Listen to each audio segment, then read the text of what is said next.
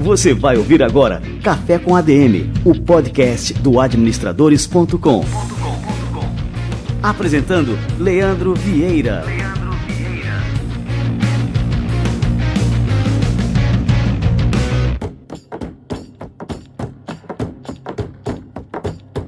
Fala galera, está no ar mais um Café com ADM, a sua dose de cafeína nos negócios, começando o ano de 2019. Então, primeiramente, feliz ano novo para você que acompanha o administradores.com, para você que acompanha o nosso podcast Café com ADM, um ano de muito sucesso, de muitas realizações e um ano de muito trabalho, porque nada disso pode acontecer sem o nosso esforço, sem o nosso suor, sem o nosso trabalho diário.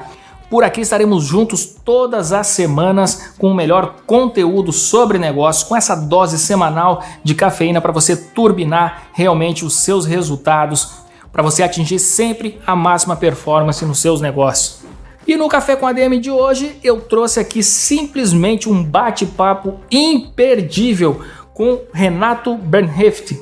Renato é simplesmente o maior consultor brasileiro na área de gestão de empresas familiares, de sucessão, e o nosso bate-papo aqui hoje está realmente imperdível. Este é um bate-papo exclusivo do Administradores Premium, do Café com ADM que a gente tem lá no Administradores Premium, com vídeo que você pode conhecer os convidados. Então agora você vai ter acesso a um conteúdo exclusivo. Não saiu nem no Administradores Premium ainda e você já tem acesso aqui no seu podcast Café com ADM. Daqui a pouquinho o Renato chega por aqui. E antes disso, vamos aqui receber a turma do Conselho Federal de Administração em mais um ano no nosso quadro Somos ADM. Vamos lá, galera! Você vai ouvir agora Somos ADM, com Wagner Siqueira, presidente do Conselho Federal de Administração.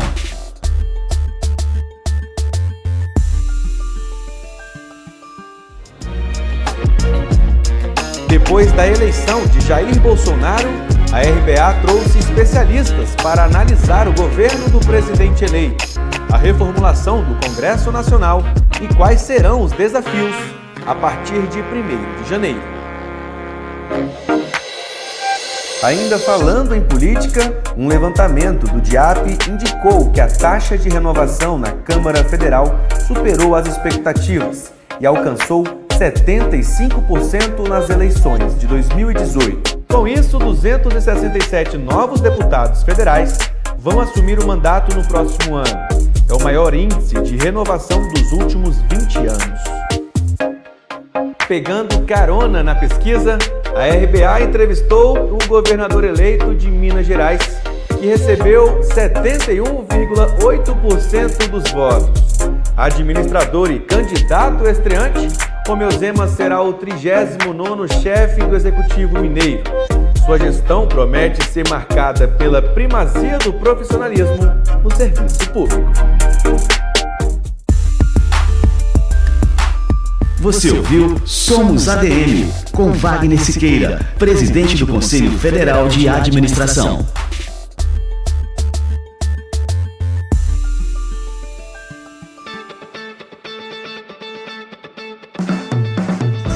Que maravilha, que orgulho contar com o apoio do Conselho Federal de Administração no nosso podcast Café com ADM. Essa é uma parceria exclusiva entre o CFA e o administradores.com, uma parceria única em toda a história do Conselho Federal de Administração. E vamos nessa, galera, vamos receber aqui o Renato Bernheft e vamos falar sobre empresas familiares, sobre sucessão. Você aí que está escutando o Café com ADM, já pensou em quem vai suceder você nos negócios? Alguma hora a gente tem que passar o bastão. E aí, como é que vai ser? Então nada melhor do que contar com o maior especialista brasileiro no assunto. Vamos lá! E aí, pessoal, hoje a gente está recebendo aqui simplesmente a maior autoridade brasileira quando o assunto é empresa familiar, Renato Bernheft. Renato, seja muito bem-vindo ao nosso Café com ADM. Muito obrigado, eu que agradeço a oportunidade de poder falar sobre um tema que eu sei que afeta o mundo inteiro, mas vamos falar especialmente da questão no Brasil, sobre as empresas familiares. É um prazer meu e muito obrigado pela oportunidade. Que legal, Renato. Ô, Renato, eu quero começar para a gente despertar para a importância do tema. Eu sou formado em administração. Perfeito. Passei 4 anos na faculdade de administração e Pelo que eu me lembro, eu não tive uma única disciplina em que o foco fosse gestão de empresa familiar. Zero. Então, assim, a gente focava muito nos estudos de caso, muito de empresas norte-americanas, ou então até mesmo das grandes empresas brasileiras, mas zero de gestão de empresa familiar. Por que a gente tem essa miopia com relação ao tema e, às vezes, até um certo preconceito? Não, eu tomaria a sua última palavra. Eu acho que o mundo acadêmico tem, na realidade, um preconceito. Basta dizer que a GV fez uma pesquisa muito recente, onde é que os estudantes, os formados, gostariam de trabalhar. Eles colocam multinacional, só que ocorre que muitas dessas multinacionais são familiares, de controle familiar. A Volkswagen, a Fiat, Moët Chandon, Barilla, etc. Ford, todas são empresas controladas por famílias de capital aberto, como nós temos no Brasil, né? Gerdau, outras tantas, que são empresas familiares, mas que capital aberto, mas controladas por família. Então, eu entendo o seguinte, você tem toda a razão, você tocou num ponto que eu acho importante, porque exatamente, eu dizia, interesse multinacional, estatal e depois empresa nacional. Nós não temos no Brasil, nós já fizemos algumas tentativas em São Paulo com a FAAP de criar uma cadeira de empresa familiar. Nos Estados Unidos, na Europa, você já encontra, né, family business, etc.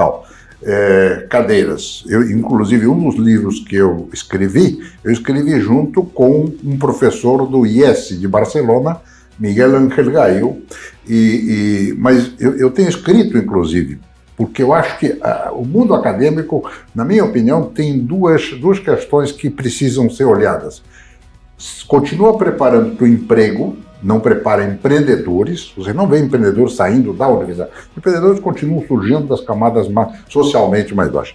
E não fala da questão das características da empresa familiar, menos ainda da empresa familiar brasileira, que é, na realidade, o grande empregador, o grande gerador do mercado de trabalho. É verdade, a gente está falando aí em torno de que mais de 60% dos empregos gerados no Brasil vem de pequenas e médias empresas? Eu diria, sim, de pequenas e médias sim, mas se você tomar no cômputo geral, vamos pegar grandes empresas brasileiras, Gerdau, Votorantim, aqui assim, incluindo elas como no rol das empresas familiares. Pois é, né? Por que elas são? Porque o controle da família, o controle do capital, e tem eventualmente executivos da família trabalhando como executivos não familiares, né? A própria mídia também tem muito essa visão um pouco preconceituosa, porque muitas vezes diz, tal empresa se profissionalizou. Por quê? Tirou a família e colocou profissionais não familiares. Isso não significa uma solução, porque na realidade a profissionalização envolve preparar os familiares para o papel de sócios, de acionistas. E isto é uma função extremamente importante. E você, no caso do preparo, eu tenho um artigo até sobre isso, executivos não familiares na empresa familiar. Exige, né, você trabalhar numa multinacional que a sede está em Frankfurt, está não sei aonde, fora, é uma coisa. Você trabalhar numa empresa familiar no Brasil, você está muito próximo da família dos controladores. Isso requer alguns cuidados, outras características, né? Então, é importante, vale a pena. Eu acho que o mundo acadêmico tem que começar a olhar esse assunto com interesse, porque, na realidade, também nós estamos tendo uma evolução disso. Eu vou mencionar o último livro que eu escrevi sobre o tema empresa familiar. Foi um estudo que eu fiz sobre empresas familiares brasileiras com mais de 100 anos, ainda de propriedade da família fundadora. Porque nós temos muitas empresas com mais de 100 anos, mas que já não pertencem à família. Matilhão é um exemplo, hoje pertence a Nestlé, etc. Né? Tem muitas outras. E quais são essas empresas? Eu tentei abarcar várias regiões do Brasil, portes diferentes, né? Então você tem Gerdau, tem 110 anos. Né? E a família tem o controle, o capital aberto, é uma multinacional hoje. Cedro Cachoeira é uma indústria têxtil de Minas Gerais que tem mais de 115 anos. Sul América é um grupo financeiro de origem de uma família francesa que também já ultrapassou 100 anos. A Ipioca, aqui do Ceará, também já ultrapassou 100 anos, dedicada à bebida. E provavelmente uma empresa que você não conhece, a maioria dos nossos telespectadores, ouvintes, com certeza não conhece, é uma loja de ferragens no centro de São Paulo, chama-se Casa da Boia, só o nome já mostra, né? Acaba de fazer 120 anos. É mesmo? de uma família de origem armênia. É uma lojinha de Ferrari, eles têm um museu lá, inclusive. É uma experiência muito interessante. O que eu procurei fazer? O que essas empresas têm em comum para ultrapassarem 100 anos? Né? Só isto já é um tema que valeria a pena, né? Eu escrevi pensando muito que o mundo acadêmico podia se interessar, mas na realidade isso não tem acontecido. Ô Renato, lá em 75, quando você fundou a sua consultoria e deu esse foco, né, de gestão de empresas familiares, sucessão, não existia nenhuma empresa no mundo ainda nessa linha. Então foi uma empresa pioneira no mundo a tratar desse assunto. Exato. Foi uma pesquisa feita na Inglaterra que chegou a essa conclusão, não foi nem nós que fomos atrás disso. Na realidade, eu não posso me considerar pioneiro no tratamento do assunto, porque, por exemplo, o Peter Drucker lá atrás já falou alguma coisa. Mas você tinha, naquela época, basicamente acadêmicos nos Estados Unidos, na Europa, que falavam sobre o assunto, mas não tinha empresas de consultoria. O Family Business Network, que é um movimento que surgiu em 92, que congrega empresas familiares do mundo inteiro, surgiu em 92. Eu lembro, nós fizemos 2 missões de levar empresários brasileiros à Europa para visitar famílias, não a empresa. E por que Europa e não Estados Unidos? Porque não temos fundador americano, nós temos fundador italiano, alemão, né, judeu, árabe, ou seja, tudo. E nós íamos visitar as famílias para conhecer, né? Isso eu estou falando de 1987, a primeira, depois repetimos a missão. E até quero contar um episódio de uma família que nós visitamos. A mim me tocou muito esse episódio. Nós visitamos um banco na Itália, na região do Piemonte italiano, em Biella, que é um banco regional, chama-se Banca Sella, da família Sella, que está na 14ª geração. Nossa! E não é a mais antiga, tem outras muito mais antigas, né? As mais antigas do mundo estão no Japão. Aí tem um historiador, tem um museu da família, aquilo me chamou a atenção, e eu perguntei para o historiador, me diga uma coisa, como é que vocês conseguiram chegar a 14 gerações? Leandro, ele me deu uma resposta que valeu a viagem. Ele disse assim, na nossa família, há mortos que estão vivos e vivos que estão mortos. E é uma realidade, nós temos várias figuras mortas que se continua falando delas como vivos. Vou dar um exemplo, no mundo da aviação, o comandante Rolim era uma figura sedutora, uma figura conquistadora, e, né, eu lembro logo depois do falecimento dele, você embarcava no avião, dava um problema, e dizia, se o comandante estivesse vivo... É verdade. Né? E há outros tantos aí, né, Antônio Hermílio, há várias figuras no mundo da política, mas no mundo empresarial. Então, o morto-vivo não me preocupa, né, ele está aí e tal. O que é que preocupa? É o vivo-morto. É o herdeiro, para quem você pergunta, quais são os seus sonhos, quais são os seus desejos? Olha, Renato, eu nunca tive que pensar nisso, que ia trocar de carro, o papai trocava para mim. Eu ia viajar, o papai me dava o ticket. É verdade. Isso é muito, acontece muito, né? Muito na empresa familiar. Sabe por quê? Porque a maioria dos nossos fundadores tem uma origem humilde. Começou com a mão na frente e outra atrás. A maioria dos fundadores no Brasil são imigrantes ou filhos de imigrantes, ou migrantes, né? E aí tem uma coisa muito curiosa, quer dizer, essa pessoa tem conquista e tal, aquela coisa toda, e comete um erro muito comum. Quero dar aos meus filhos o que eu não tive. E aí facilita a vida dos filhos, sabe?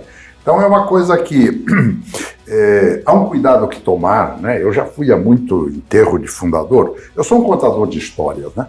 Eu já fui a muito enterro de fundador, aquela figura pública reconhecida, aí fazem uns discursos de homenagem, de reconhecimento, aí o filho diz assim, mas esse que estão falando aí não era o pai que a gente tinha em casa.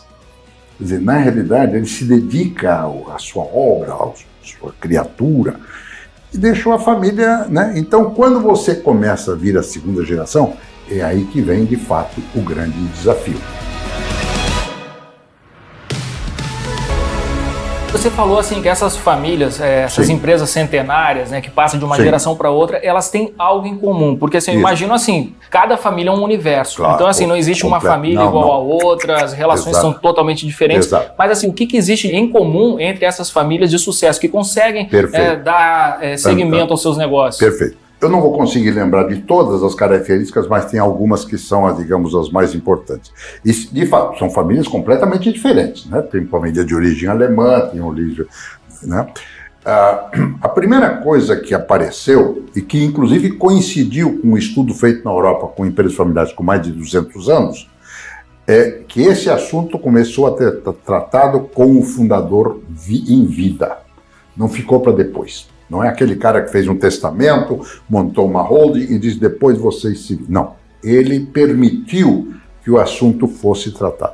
Uma outra característica que me surpreendeu e coincide com a pesquisa europeia é que são empresas que ficaram, digamos, fiéis à sua vocação de origem, ou seja, não ficaram mudando. Vamos dar um exemplo. A Gerdau começou como uma fábrica de pregos e é uma metalúrgica até hoje. Né? Então, é uma multinacional, mas é uma metalúrgica. Né? A Sul América é um grupo financeiro, a Cedro é têxtil e por aí vai. Um equívoco que é muito cometido em alguns grupos familiares é que começa a ter sucesso, diz, bom, daqui a um pouco vamos fazer uma transportadora, vamos fazer uma financeira, e são negócios com características diferentes. E muitas vezes esses negócios são feitos para agradar um herdeiro ou outro para localizá-lo. Isso tem um grande risco, né? E outro aspecto que aparece é o seguinte, é preparar os herdeiros não para entrar na empresa, primeiro prepará-los para serem sócios. E aí eu vou ter que abordar um pouco a questão da família. Eu sei que isso às vezes choca algumas pessoas, porque é uma visão mais sociológica, principalmente, eu sei, no Nordeste, mas no mundo latino, a família é uma instituição muito idealizada, né? Você tem que se dar bem, tem que passar todo Natal junto, tem que almoçar domingo junto, aquela coisa, né? Eu tenho 5 filhos. Eu não escolhi os filhos que tenho. Eu adoro meus filhos, mas não escolhi. Eles não me escolheram como pai, e menos ainda os irmãos e as irmãs e os cunhados que estão lá no pedaço, cunhados e nora. Então, a família tem essa coisa, a relação é de pessoas que não se escolheram. Então, como na nossa realidade há uma certa dificuldade de respeitar a individualidade, né? Tenta-se montar um modelo familiar muito baseado em alguns artifícios, em alguma conjugação de fatores emocionais, etc. Em qualquer família, né? Então, há um momento que os filhos têm que tomar seu rumo, procurar seus sonhos, suas aspirações, o que não significa abandonar a família, o que significa, né? E nesse sentido, você está vendo que essa já é uma diferença quando você fala de família americana, onde os filhos saem de casa muito cedo, de uma família do norte da Europa, e aí já estamos falando de uma série de diferenças, que não dá para pegar o modelo de lá e trazer para cá. Aí entramos no segundo aspecto que é muito importante. O fundador, principalmente se for um fundador, porque nós temos casos de empresas que a gente chama de multifamiliar, depois eu falo um pouco sobre isso. O fundador, ele é o patriarca da família, senta na cabeceira da mesa e ele é dono. Eu sempre brinco, dono, como é que dono faz assembleia? Olha para o espelho e resolve, não precisa consultar ninguém, né? Só que se ele tem 2 ou 3 filhos, esses filhos não vão ser donos, vão ser sócios. E não há um processo, eu entrei por aí, foi aí que eu me interessei pelo tema, porque esse tema não era abordado. Você falava de sucessão, mas sucessão na empresa, não se falava da questão familiar, né? E o grande desafio é como é que você torna irmãos na primeira geração, na segunda geração, primos na terceira, né? Em sócios, né? Porque muitas vezes isso é difícil, às vezes tem uma figura feminina, a família é muito machista, não, minha irmã não sabe de nada, e aí reside exatamente o perigo. Então, o grande desafio neste processo é você criar, em cima desse patrimônio, essa família vai ter um patrimônio, uma empresa, seja lá o que for, né? Eles vão ser sócios e tem que se respeitar como sócios. O fundador da Bombril tinha uma coisa muito interessante, são 3 herdeiros que perderam a Bombril também, né?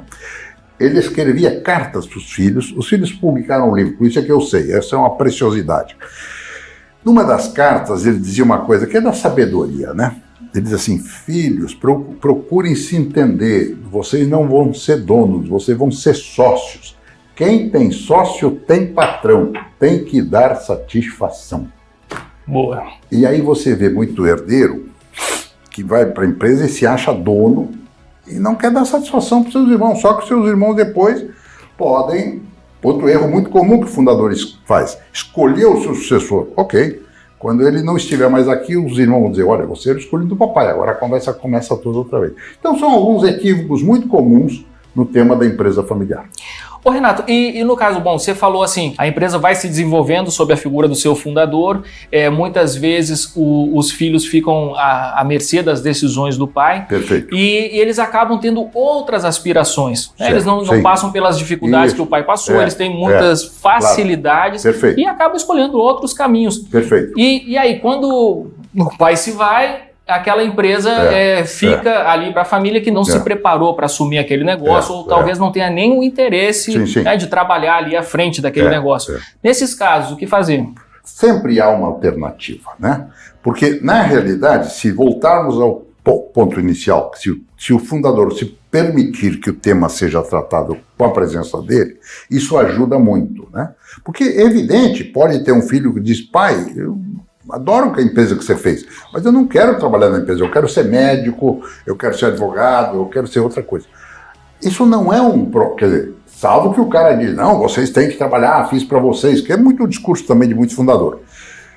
Eu costumo dizer o seguinte, que toda figura que consegue encontrar um sonho, uma realização, ele agrega valor, porque ele não fica competindo.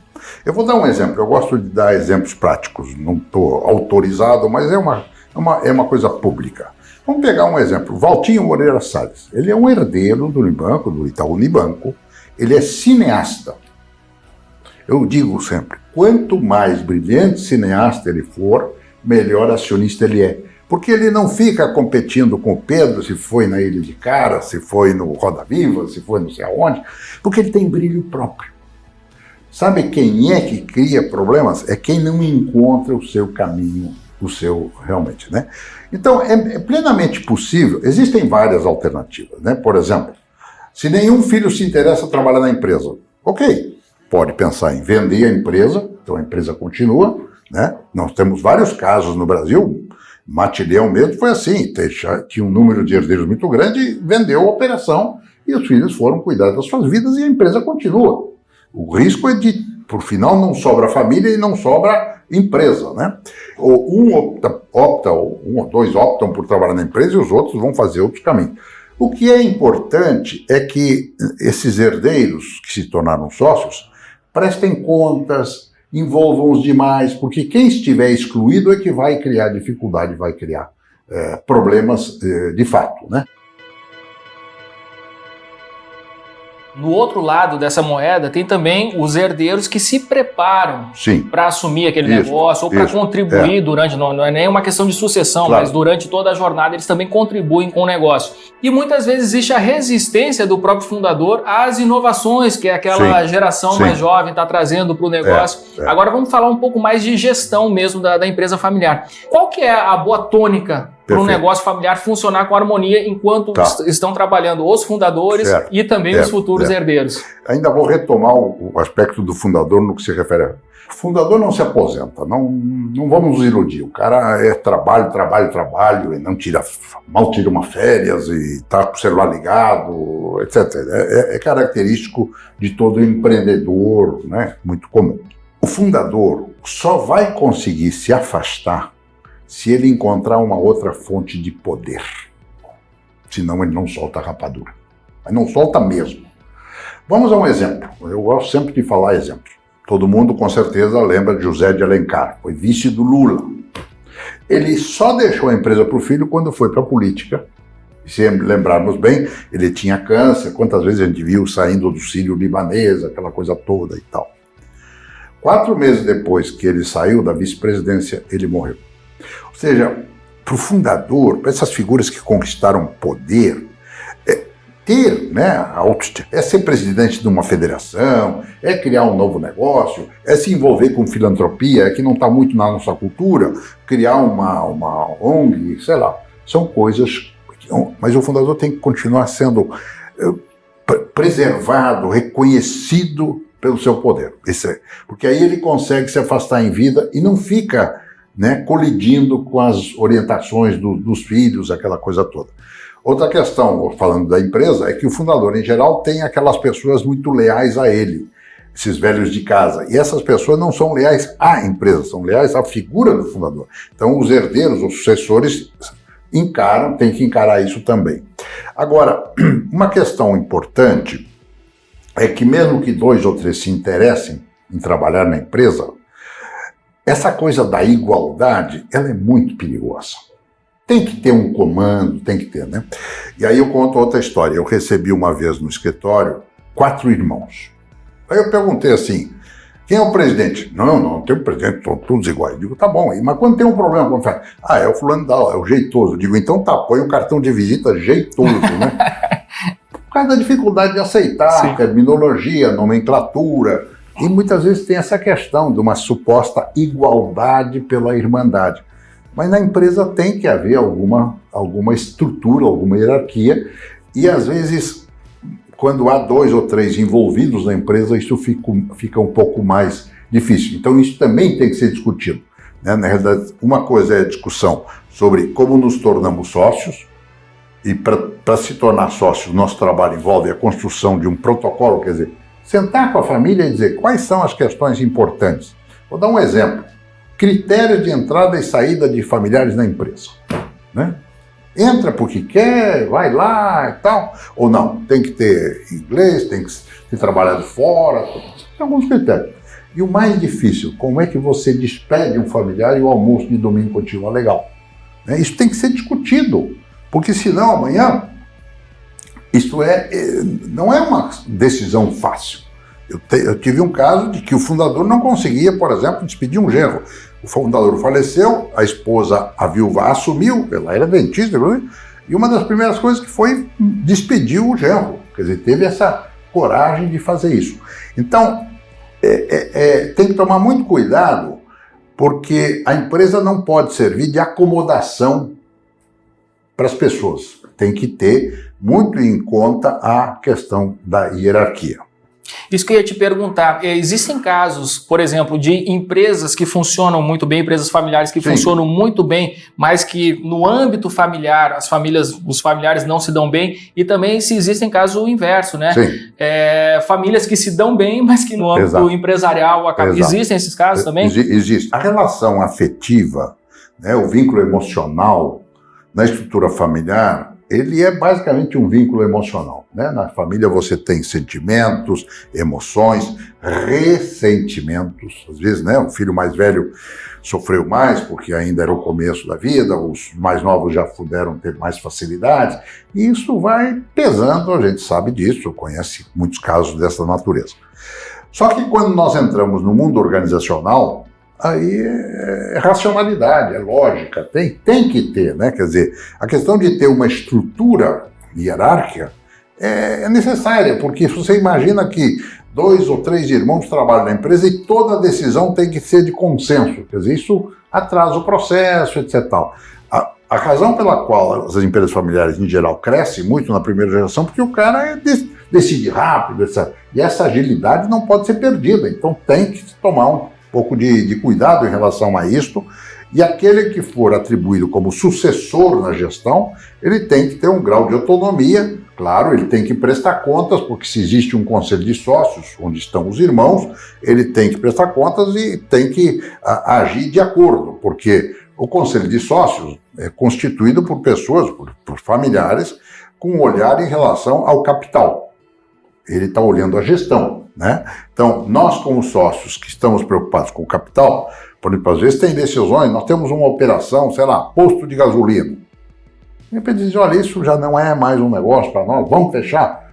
E às vezes é uma decisão difícil, porque tem um filho trabalhando lá e vai ficar desempregado. Então, são questões delicadas que precisam ser trabalhadas, mas que tem que ter uma certa lógica, tem que ter uma certa racionalidade. E claro, quando a gente fala de empresas familiares, dependendo da cultura da família, essas questões às vezes não são fáceis. Mas eu digo para você que a ênfase é muito, no primeiro momento, preparar os herdeiros para se entender isso. Olha, eu sempre digo, quem acha casamento difícil não sabe o que é uma sociedade. No casamento tem, né? Se entende, atração, sensualidade, não sei o quê, estamos juntos. perdão, põe a pá em cima, toca. Sociedade é confiança. Quando o cara diz, eu confio no meu irmão desconfiando. Não tem, eu confio ou não confia, né? Relação com o dinheiro, não é o dinheiro, é a relação, porque alguns gastam, né, se expõem, trocam de carro, outros são mais austeros, isso tudo vai repercutindo. E a questão do poder. O poder é uma coisa orgásmica, né? Então, isso tudo tem que ser muito levado em consideração. Deixa eu só fazer um comentário adicional.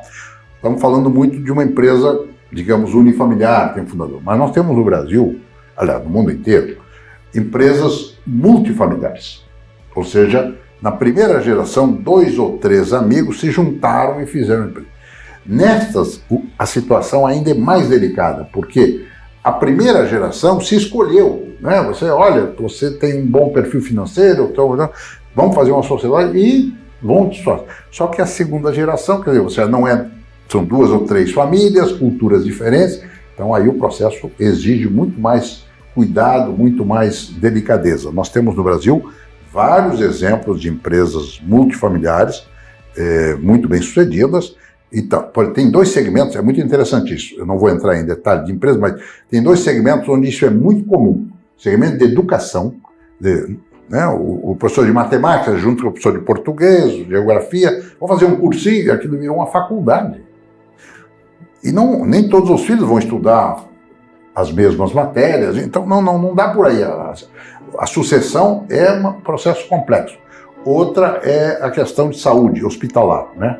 Como é que, em geral, nascem os hospitais? É o pediatra que se junta com o ginecologista, com o otorrino, não sei o quê, vão fazer uma clínica e aquilo vira um hospital.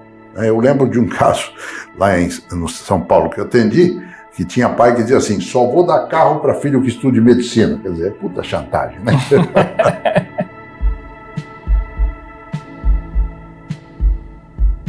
Eu tenho conversado com muitos empreendedores e me impressiona muito, por exemplo, agora recentemente entrevistei o Maurício de Souza, certo. Completou recentemente 83 anos e me impressionou muito a vitalidade, a genialidade dele, a inteligência, como ele é antenado no mundo dos negócios, em todas as tecnologias e tudo mais.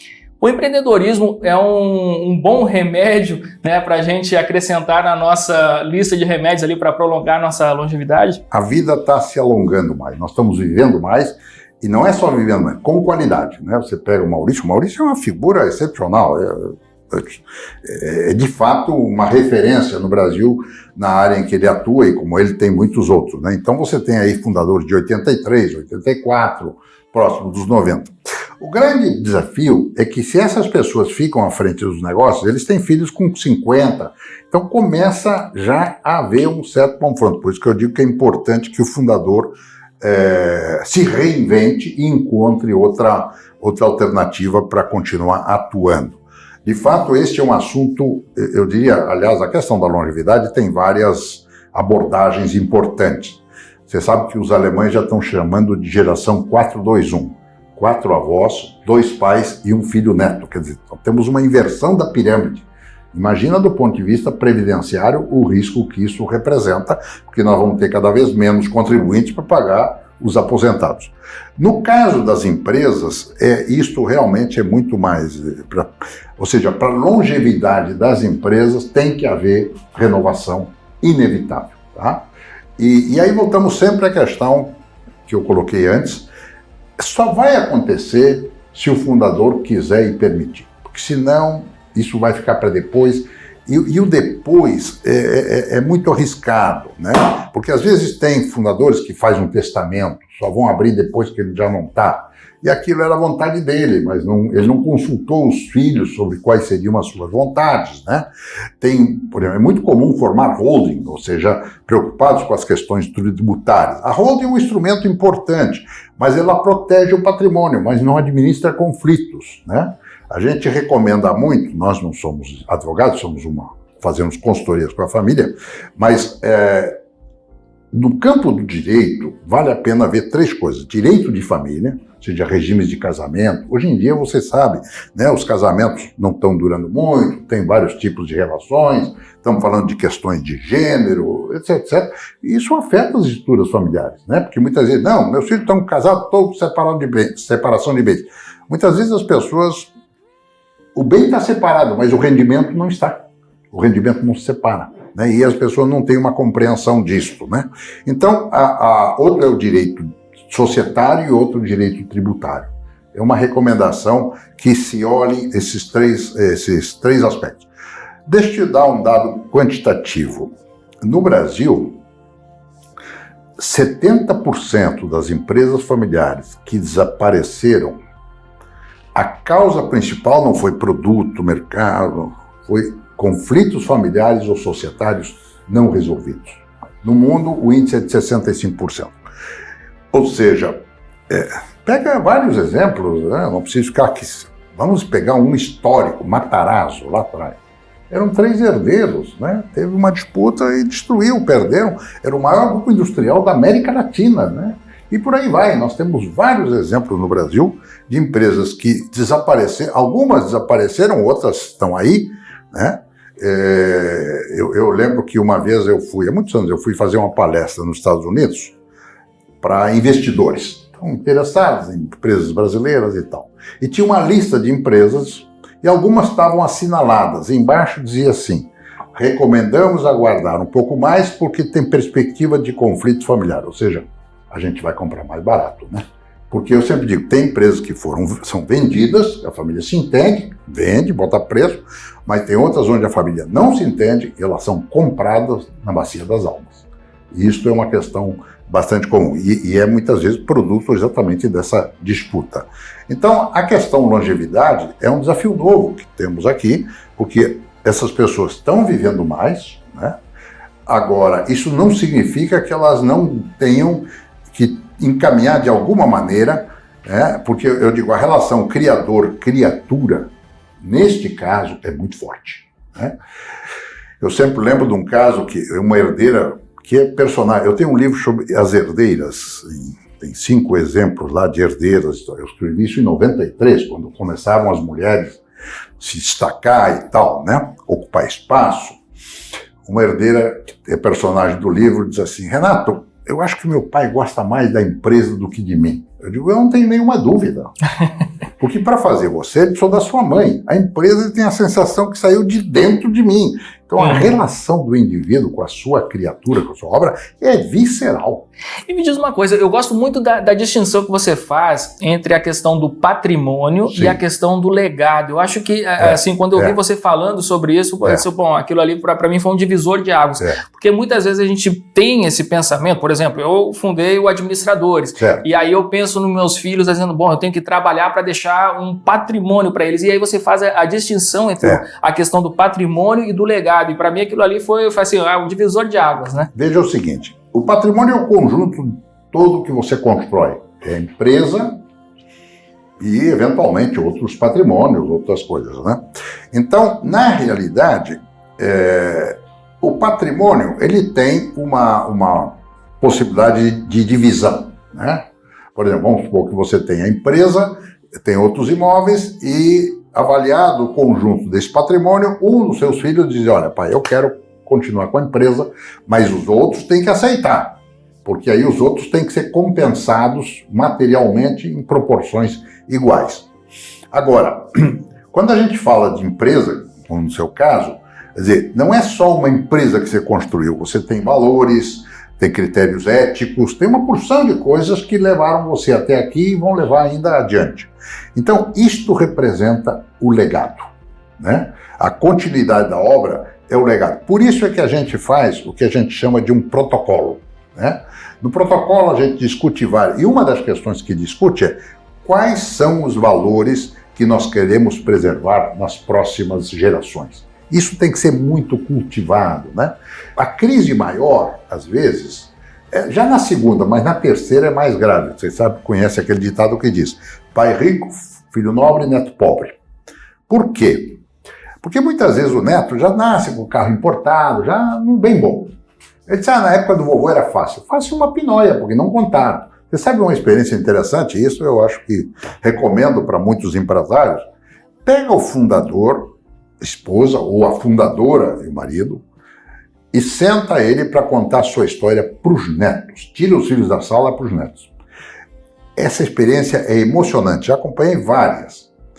Primeiro, neto faz pergunta que filho não faz, então ele está muito distante.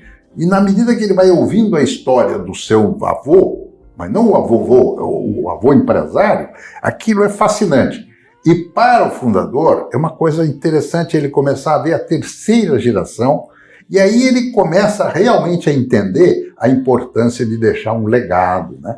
Nós recomendamos também muito registrar a história, né? Aqui no Nordeste, em Recife, o Grupo Brenan acaba de cumprir 100 anos, editou um livro, aliás, um belo livro, etc. Tal, e várias outras empresas, né? A Votorantim acaba de completar 100 anos também, né? Então nós já temos vários casos de sucesso, mas é importante registrar, né, isto, na forma de livro, na forma de qualquer maneira, para que aquilo fique como um registro para ser continuado. E isso envolve muito mais da questão do patrimônio, o legado, quer dizer, aquilo que que teve por trás da construção do patrimônio. Show de bola. Pô, Renato, quero te agradecer muito aqui a presença no nosso Café com a ADM. Foi ótimo o nosso bate-papo. E espero a gente tomar um cafezinho mais vezes, né? Ok. Eu que agradeço e parabéns pela iniciativa, pelo programa e tudo isso. Sucesso. Muito obrigado.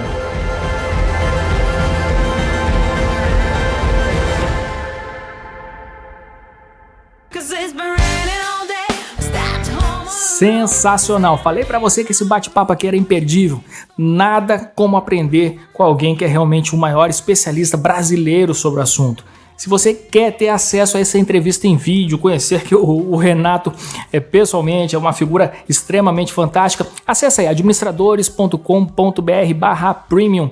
Tá na hora de você se tornar assinante aí da maior plataforma brasileira de conteúdos educacionais voltados exclusivamente para a área de negócios, é o Administradores Premium. Pra você ter ideia, a gente teve um crescimento no ano passado de mais de 250% aqui no nosso negócio. Por quê? Porque nós oferecemos realmente isso, o melhor conteúdo na área de negócios do Brasil. E a gente traz aqui para nossa plataforma não somente os maiores experts brasileiros sobre os mais variados assuntos ligados à área de negócio, liderança, comunicação, marketing, finanças, estratégia, produtividade, enfim, tudo que você precisa dominar para você ter sucesso aí nas suas atividades, mas a gente traz também os maiores experts internacionais. Para você ter ideia, você pode ter aula aqui no Administradores Premium com Daniel Goleman, que é o autor de Inteligência Emocional.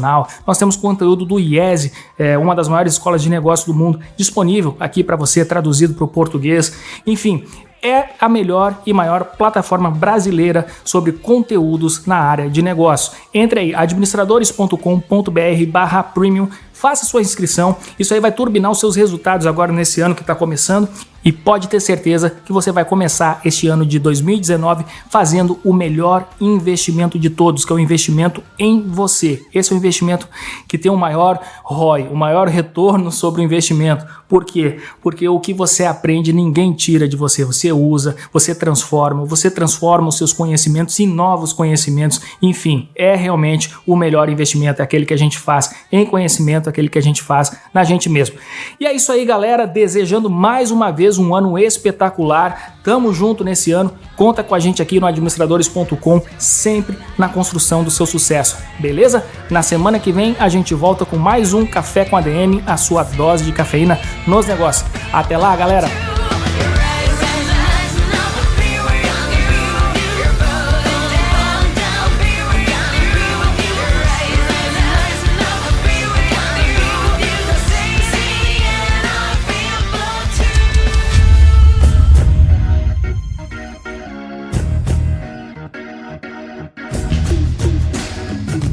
Você ouviu Café com ADM, o podcast do administradores.com.